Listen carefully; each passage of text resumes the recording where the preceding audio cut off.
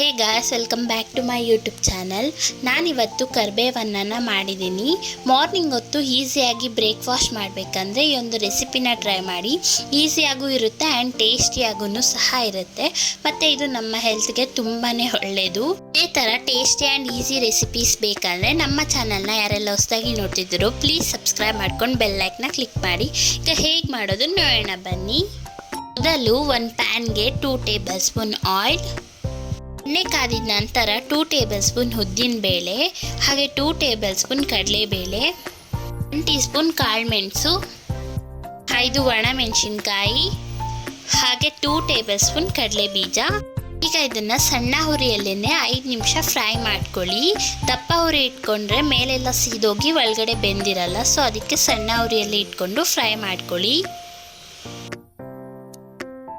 5 ನಿಮಿಷ fry ಮಾಡ್ಕೊಂಡಿದ್ದಾದಮೇಲೆ 1 tea spoon ಜೀರಿಗೆ, ಹಾಗೆ ಕರಿಬೇವಿನ ಸೊಪ್ಪು. ನಿಮಗೆ ಕರಿಬೇವಿನ ಸೊಪ್ಪಿನ ಫ್ಲೇವರ್ ಎಷ್ಟು ಬೇಕೋ ಅಷ್ಟನ್ನು ಹಾಕೊಬೋದು. ನಾನಿಲ್ಲಿ 1 ಕಟ್ ಕರಿಬೇವಿನ ಸೊಪ್ಪನ್ನು ಹಾಕ್ಕೊಂಡು ಫ್ರೈ ಮಾಡ್ಕೊತಿದ್ದೀನಿ. ಇದನ್ನು ಸ್ಟವ್ ಆಫ್ ಮಾಡಿನೇ ಫ್ರೈ ಮಾಡ್ಕೊಳ್ಳಿ, ಯಾಕಂದರೆ ಕಾಳುಗಳು ಫಸ್ಟೇ ಫ್ರೈ ಆಗಿರುತ್ತೆ, ಬಿಸಿ ಇರುತ್ತಲ್ವ, ಸೊ ಅದರಲ್ಲೇ ಫ್ರೈ ಆಗುತ್ತೆ ಕರಿಬೇವಿನ ಸೊಪ್ಪೆಲ್ಲನೂ. ಈಗ ನೋಡಿ ಎಷ್ಟು ಚೆನ್ನಾಗಿ ಫ್ರೈ ಆಗಿದೆ ಅಂತ.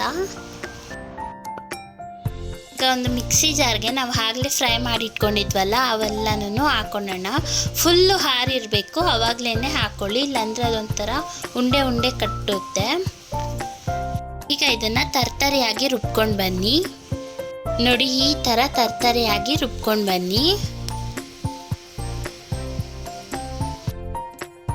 ಈಗ ಮತ್ತೊಂದು ಪ್ಯಾನ್ನ ಇಟ್ಟು ಅದಕ್ಕೆ 3 ಟೇಬಲ್ ಸ್ಪೂನ್ ಆಯಿಲನ್ನು ಹಾಕ್ಕೊಳ್ಳಿ. ಹಾಗೆ 1 ಟೀ ಸ್ಪೂನ್ ತುಪ್ಪ ಬೇಕಿದ್ರೆ ಹಾಕೊಬೋದು, ಇಲ್ಲ ಅಂದು ಸ್ಕಿಪ್ ಮಾಡ್ಕೊಳ್ಳಿ.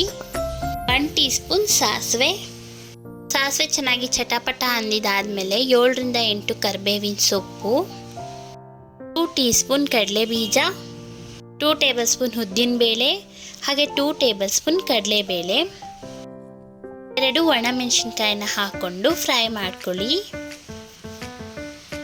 ಈಗ ಎಲ್ಲ ಚೆನ್ನಾಗಿ ಫ್ರೈ ಆಗಿದೆ. 6 ರಿಂದ 7 ಜಜ್ಜಿರುವಂಥ ಬೆಳ್ಳುಳ್ಳಿನ ಹಾಕ್ಕೊಳ್ಳಿ. ಅದನ್ನು ಸ್ವಲ್ಪ ಫ್ರೈ ಮಾಡಿಕೊಂಡು 2 ಉದ್ದ ಕಟ್ ಮಾಡ್ಕೊಂಡಿರೋ ಈರುಳ್ಳಿನ ಹಾಕ್ಕೊಳ್ಳಿ. ಈಗ ಇದನ್ನು ಸ್ವಲ್ಪ ಹೊತ್ತು ಹುರ್ಕೊಳ್ಳಿ.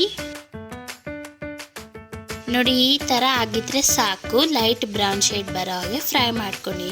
ಈಗ ಇದಕ್ಕೆ 500 ಗ್ರಾಮ್ ಬಾಯ್ಲ್ ಮಾಡ್ಕೊಂಡಿರೋ ಅಂಥ ರೈಸನ್ನು ಹಾಕೊಳ್ಳೋಣ. ಈಗ ಎರಡನ್ನು ಮಿಕ್ಸ್ ಆಗೋ ಹಾಗೆ ಮಿಕ್ಸ್ ಮಾಡ್ಕೊಳ್ಳಿ.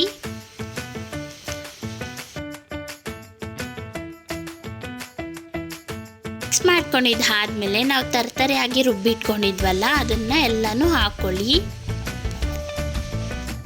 ಪೌಡರ್ನೆಲ್ಲ ಹಾಕ್ಕೊಂಡು ಚೆನ್ನಾಗಿ ಮಿಕ್ಸ್ ಮಾಡ್ಕೊಳ್ಳಿ.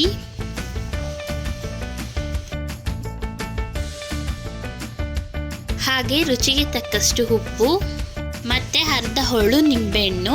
ನಿಮಗೆ ಹುಳಿ ಫ್ಲೇವರ್ ಜಾಸ್ತಿ ಬೇಕಿದ್ರೂ ಹಾಕೊಬೋದು. ಈಗ ಮತ್ತೆ ಒಂದು ಕಿತ್ತ ಮಿಕ್ಸ್ ಮಾಡಿಕೊಂಡ್ರೆ ರುಚಿಕರವಾದ ಕರಿಬೇವಿನ ಅನ್ನ ರೆಡಿ. ಈ ಒಂದು ವಿಡಿಯೋ ಇಷ್ಟ ಆಗಿದ್ರೆ ಪ್ಲೀಸ್ ಲೈಕ್ ಮಾಡಿ, ಹಾಗೆ ನಮ್ಮ ಚಾನಲ್ನ ಪ್ಲೀಸ್ ಸಬ್ಸ್ಕ್ರೈಬ್ ಮಾಡ್ಕೊಳ್ಳಿ. ಹಾಗೆ ಈ ಒಂದು ರೆಸಿಪಿ ನಮ್ಮ ಹೆಲ್ತ್ಗೆ ತುಂಬಾ ಒಳ್ಳೆಯದು. ಕೂದಲಿಗೂ ಸಹ ಕರಿಬೇವಿನ ಸೊಪ್ಪು ಅನ್ನೋದು ತುಂಬಾ ಒಳ್ಳೆಯದು. ಸೊ ಅದಕ್ಕೆ ಹೆಚ್ಚಾಗಿ ಕರಿಬೇವಿನ ಸೊಪ್ಪನ್ನು ತಿನ್ನಕ್ಕಾಗಲ್ಲ ಅನ್ನೋರು ಈ ಥರ ರೆಸಿಪಿ ಮಾಡ್ಕೊಂಡು ಕೊಡಿ, ಅವ್ರಿಗೂ ತುಂಬ ಒಳ್ಳೆಯದು. ಓಕೆ, ನೋಡಿದ್ರಲ್ಲ ಗೈಸ್, ಈ ಒಂದು ರೆಸಿಪಿನ ಹೇಗಿತ್ತು ಅಂತ ಕಮೆಂಟ್ ಬಾಕ್ಸಲ್ಲಿ ತಿಳಿಸಿ. ನಿಮ್ಗೇನಾದರೂ ಡೌಟ್ ಇತ್ತು ಅಂದ್ರೂ ಸಹ ಕಮೆಂಟಲ್ಲಿ ತಿಳಿಸಿ, ನಾನು ಖಂಡಿತವಾಗ್ಲೂ ರಿಪ್ಲೈ ಮಾಡ್ತೀನಿ. Thank you for watching guys. Please ನಮ್ಮ ಚಾನಲ್ನ ಸಬ್ಸ್ಕ್ರೈಬ್ ಮಾಡ್ಕೊಳ್ಳಿ. Thank you for watching.